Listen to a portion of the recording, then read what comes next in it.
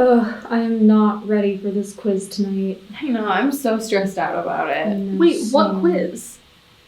The one tonight, like in an hour? For what class? For documentary class? Oh my gosh. Girl. I think it's about the documentary modes and stuff. It's supposed to be like imagining and film, but I made a Quizlet. Wait, guys, have you heard about the Capitoline wolf statue? What is that? It's a statue in Eden Park. Wait, like the she-wolf statue? Yes. I literally have pictures of me with that statue. Well, it got stolen. Wait, it's gone? Yeah, a year ago. It was stolen from the park. Oh my gosh. I know. I didn't even hear about that. No, I know, same. Like, I just got this video on my feed saying it's like a year anniversary. Part of an Eden Park statue is missing. The wolf from the Capitoline wolf statue is gone, and WLWT News 5's Megan Mitchell is live with more here. Megan, this is a pretty wild story. Yeah, it is, and a lot of people that we talked to were actually pretty upset about it. There was actually, just as of last night, a wolf that was in where you see those paws right there. It's a bronze statue, so the people who took this wolf off of the Capitoline wolf statue must have done it with some type of saw, machinery, something like that. And so you can actually still see that the two babies in this wolf statue are still there.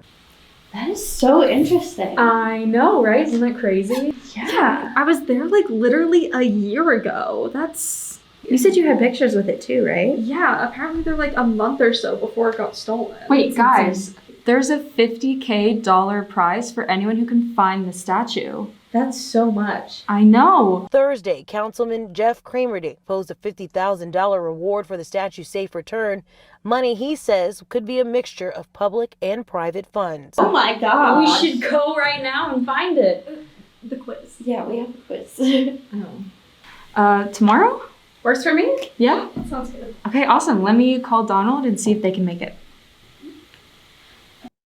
I just think it's a terrible crime. I hope they can find the people that did this and punish them. The heritage, the culture, Cincinnati, named for the Roman general. And they've just ruined this piece of art. It's been a centerpiece of Cincinnati for ages. So we discovered the statue was missing by many reports from local residents and park visitors. And the irony behind it is that on June 17th of 2022, it was around 7 p.m. that it was taken. And so there were lots of people heartbroken about that and making reports. And so throughout the summer, we had lots of volunteers and park staff that were actually looking along the hillside, thinking, could it have been that it was sawed off and just chucked over an overlook? Or was it truly lifted up and sawed down and sold? And Okay, I think we made it. Let's go. Hey guys. Hi. Sorry, my mic fell. A little thing. Okay, we made it to Eden Park. The search for the statue begins. Where should we start? Oh, I see a statue over there. Maybe we should start there. Okay. Looks like the best way to go is through the bridge.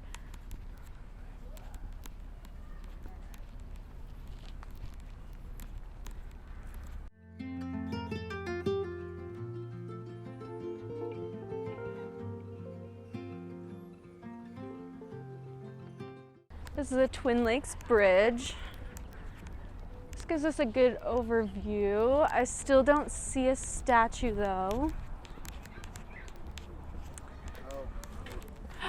Okay, we see a statue. Let's investigate. Not two babies.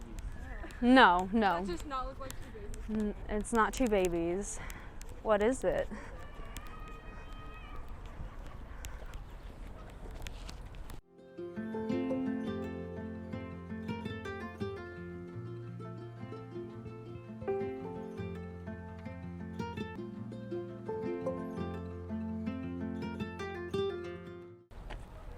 Cormorant fisherman? Nah. No. We took a break. We sat down on this bench. The statue was a lot harder to find than we thought. I don't really know what we're gonna do because we really want to find this statue. Like, or at least know what happened to it. Like, we've heard so much about it. Wait. What's that? Oh my gosh. Oh my god. But there's no. Oh my god. I cannot believe it was right in front of us. Oh my god. That's the statue. Oh my, I think we found it. It was kind of hard, not gonna lie, because we thought there were going to be feet and babies here because that's all that was left. But as you can see, there is nothing here. So the real question is, where is the she-wolf? And the only reason we know that this is the she-wolf is the history over here. So the history of the Capitoline wolf statue is really special. This was something that the Order of the Sons of Italy were at a convention, and they were learning about these statues coming throughout the country. And so there's over 40 actually today. And they thought, you know, could we bring a piece of sculpture like this celebrating the Roman general Cincinnatus and our city of Cincinnati. And it's reflective of the 7 hills of Cincinnati along a riverfront with a beautiful overlook, very similar to the city of Rome. The Capitoline wolf, a gift from the city of Rome, Italy. The twins, Romulus and Remus, according to folklore, were left on the flooded banks of the Tiber River by their cruel uncle who had taken the throne from their grandfather. They were saved from starvation when a mother wolf heard their cries and supplied them with milk. A shepherd and his wife later found the boys and raised them. Eventually, the twins learned their true identity, forced their uncle from the throne, and reinstated their grandfather. Romulus and Remus also built a new capital city, Rome, in the valley where they were found. It is named for Romulus, dedicated in 1931. So there's actually over 40 pieces of public art throughout the Cincinnati Park system, which is 130 parks and green spaces spread throughout the 52 neighborhoods. Within Eden Park, there's several pieces. This one in particular, the Capitoline wolf statue, was selected by the Order of the Sons of Italy back in the 1930s. And they wanted to have a beautiful overlook spot close to the river.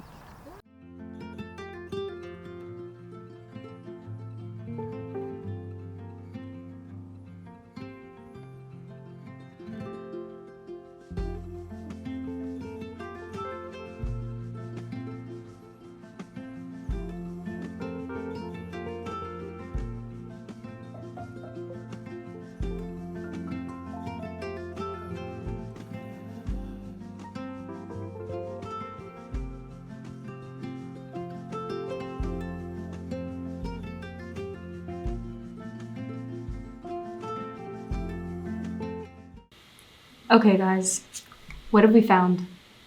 Okay, so apparently the reason that the base of the statue is not there anymore is because Cincinnati Parks took the remaining bit of it and sent it off to Italy so that they could get a restoration done.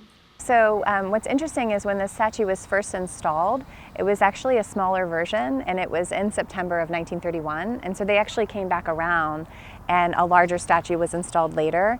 So what we're hoping to do is celebrate, right now it's in Florence, Italy, being cast. The bronze is being matched to the pawls that were left behind. And so our goal is it's about 8 weeks to ship here. And so once they're finished at the foundry in Italy, it'll be shipped. And so we're going to have a nice celebration this September.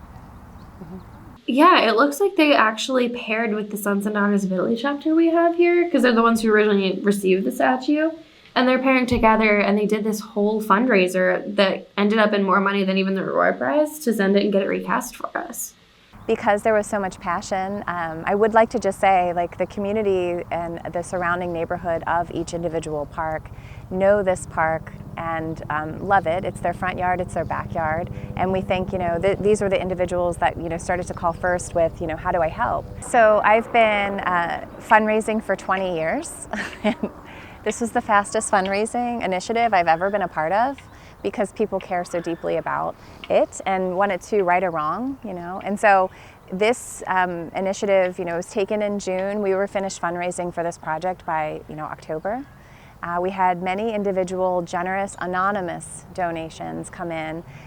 From Cincinnatians, we had an anonymous donor call from California that, grew up here and loved visiting this statue when he was in high school. We had the Sons and Daughters of Italy have fundraisers they have an annual, they actually twice a year they're doing a ravioli fundraiser, and as a part of that fundraiser there was a bucket out to give to the Capitoline wolf replacement. Wow. It's about $55,000 in 5 months. And why did they give Cincinnati the statue?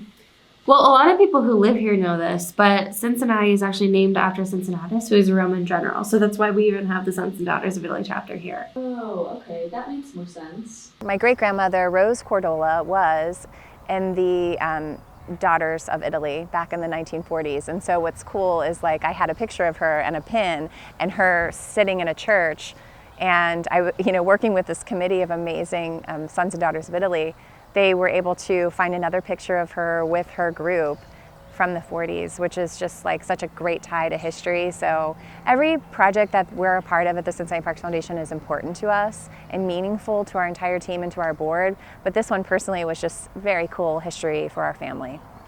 So one of the concerns that the Sons and Daughters of Italy had is, how can this be prevented for the future? And so there was lots of talk around cameras or tagging this sculpture, which is still at play. But the reality is that there's over 130 parks and green spaces, 40 pieces of public art, and we really don't put cameras on playgrounds where children are playing. And so we have to be realistic.